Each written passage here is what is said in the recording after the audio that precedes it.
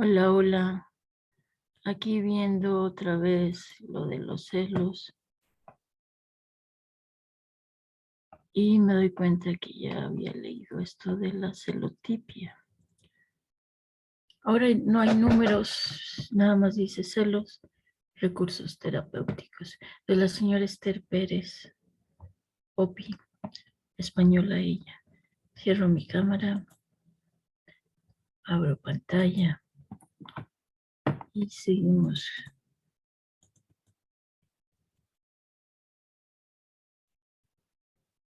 Celos, recursos terapéuticos.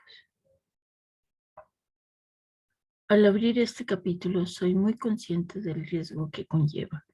Con frecuencia los profesionales de la sexología criticamos el mal uso de muchas de las técnicas de las que nos dotamos, en la medida en que éstas se han popularizado y son dispensadas como si de aspirina se tratase. Nada más lejos de mi intención. No pretendo escribir un recetario de tareas, ni tampoco un vademecum de recursos para la terapia de los celos. Mi única ambición, y por eso quiero aclararlo, es abrir posibilidades nuevas donde parece que ya está todo dicho. Interesante, ¿verdad? Lo mismo pienso yo. Abrir nuevas posibilidades. No hay que olvidar que detrás de toda técnica hay siempre un o una terapeuta y detrás su persona, su carisma, su empatía, su capacidad de convencer y adherir y más cosas que apenas hemos estudiado e investigado. Sabemos también que detrás de algunas tareas hay magia, pero también debemos presuponer que la magia no depende solo de que la técnica sea buena, sino de un sinfín de variables, insisto, apenas investigadas. Sirva este apunte para animar a mis lectores a que empecemos a cuestionarnos por qué hacemos lo que hacemos. Número 1. Reestructuración cognitiva. Sin duda podríamos afirmar que el terreno de las terapias cognitivas junto a la terapia sistémica es uno de los ámbitos que más ha evolucionado en los últimos tiempos. No voy a entrar en las razones de esta evolución, que lógicamente está muy relacionada con el creciente desarrollo de las ciencias neurológicas y del lenguaje, así como tampoco volveré a citar a J. Marina. Lo que sí es cierto es que en mi caso particular, el trabajo cognitivo en los problemas de celos ocupa un lugar preponderante de la terapia. Es decir, siempre y en todos los casos, dedico bastante tiempo a trabajar los aspectos cognitivos e ideológicos de mis clientes, que entiendo yo son el sustento donde mejor se apoyan los sentimientos de celos, en los aspectos cognitivos e ideológicos. Ni qué decir tiene que creo firmemente que si la persona no cambia sus estilos cognitivos y formas de pensar, difícilmente cambiará su forma de percibir la realidad y con ello su forma de sentir y por tanto de actuar. Y me es indiferente que lo haga a la inversa, es decir, que cambie sus acciones.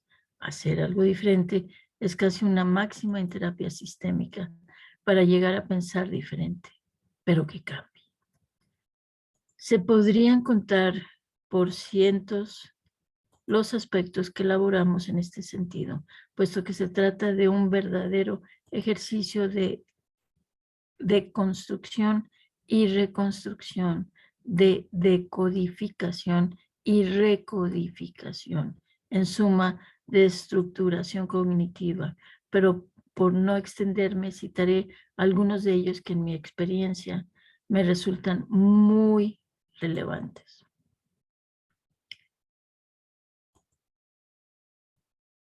1. Profecía que se autocumple. Siguiente. Pensamiento positivo versus pensamiento negativo. Siguiente. Estilos de atribución interna-externa para el éxito y el fracaso. Pensamiento, emoción, conducta, gestión. Aumentar la tolerancia a la frustración.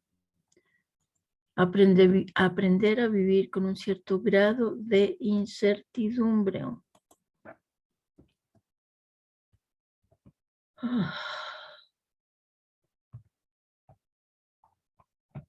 Aprender a vivir con un cierto grado de incertidumbre.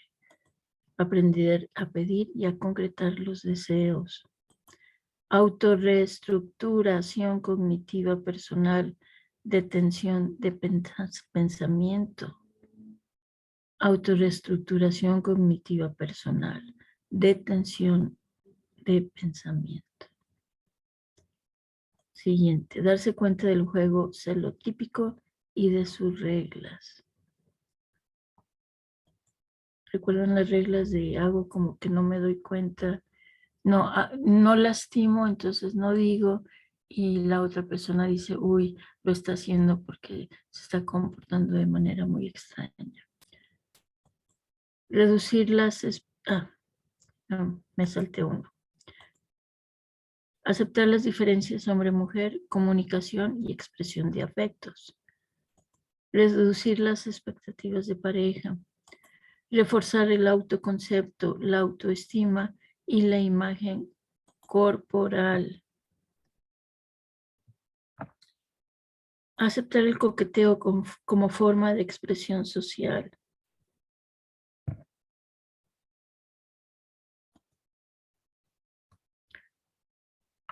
Aceptar el deseo del otro, de otros.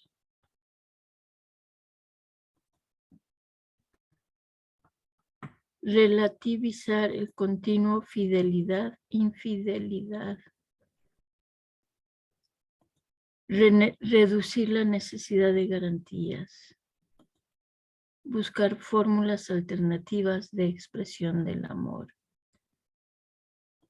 Cambiar las creencias dominantes sobre el amor, el deseo y la exclusividad. Ser consciente del modelado familiar, los vínculos afectivos y los estilos de apego. Sigue otro apartado, prescripción del síntoma. Lo voy a leer en otro. Bueno, no sé. Vamos a ver cuánto es. No es tanto. Bueno, prescripción del síntoma, número 2. Más que de una técnica, se trataría de una táctica, y es una de las tácticas clínicas que mejores resultados arroja en terapia sistémica. Consiste en prescribir al sujeto el síntoma del que es víctima y que no puede controlar. Dicho en otras palabras, que haga más de lo mismo, pero prescrito. Respecto del juego celotípico, usamos la prescripción del síntoma para trabajar con el pensamiento obsesivo y con los diálogos circulares y repetitivos, especialmente interrogatorios. En cuanto a la imposibilidad de hablar sobre el problema, los propios celos, las sospechas, el rival, etc., nuestra apuesta clínica es claramente hablar sobre ello, pero no de manera desorganizada ni persecutoria, sino de forma planificada y prescrita. Con esto conseguimos que el celoso se tranquilice porque sabe que sus preguntas tendrán respuestas y que el celosado tenga la seguridad de que, dedicado ese tiempo, el interrogatorio tendrá fin y podrá negarse a hablar del problema. La articulación técnica de esta táctica puede tener tantas variantes como inventiva tenga el terapeuta. A veces puede considerar sencillamente en dedicar un tiempo.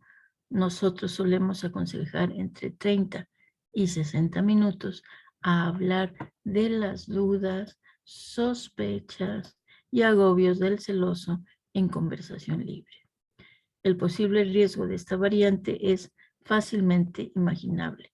La conversación libre siempre podrá ir por derroteros más incontrolables y por tanto los efectos indeseables serán tanto más graves cuanto más arriesgada haya sido la conversación. Por lo tanto, antes de decidirnos por esta variante, valoraremos el grado de celos y el manejo que tiene la pareja de la situación. Nos aseguraremos también de un cierto nivel de entrenamiento en la habilidad de no caer en el juego de la sinceridad ya descrito y, por supuesto, daremos claves para abortar la conversación en el supuesto de que la situación se escape al control. Por todo esto, nosotros preferimos agotar más la técnica y solo en casos muy avanzados la prescribimos como se ha explicado. En la mayoría de los casos de celos, usamos la técnica del cuaderno de preguntas por ser mucho más cerrada y controlada. En algunos casos supervisamos antes la lista de preguntas, censurando aquellas que nos parece que no van a ayudar al propósito de restablecer la comunicación franca sobre el problema. La técnica del cuaderno de preguntas consiste en que el celoso escribe una lista de preguntas tan larga como sea posible, siempre teniendo por tema el origen o razón de sus celos. Puede y debe repetir preguntas o escribir varias con diferencias mínimas de matiz, variaciones del mismo tema, digo yo. Se trata de que la lista sea tan larga y exhaustiva como sea posible y que contemple todas las dudas y sospechas que ronden por la cabeza de la persona celosa, del celoso. Confeccionar este listado supone un esfuerzo, lo cual debilita el pensamiento obsesivo por agotamiento. Además, la reiteración y circularidad de las preguntas se ven perfectamente sobre un escrito. Después solo consiste en que acoten un espacio de tiempo en el que realizarán la tarea, que consistirá en dedicar entre 30 y 60 minutos a que el celoso pregunte, siempre sin salirse de las preguntas que aparecen en la lista y a que el celosado conteste, sabiendo ambos que cuanto más largas sean las respuestas, menos tiempo habrá para acabar todas las preguntas. Con estas reglas han de manejarse ambos. El resto del día no podrán dedicar ni un solo minuto a hablar del tema. Podrán hablar de cualquier otra cosa, pero el monotema está prohibido fuera de su tiempo.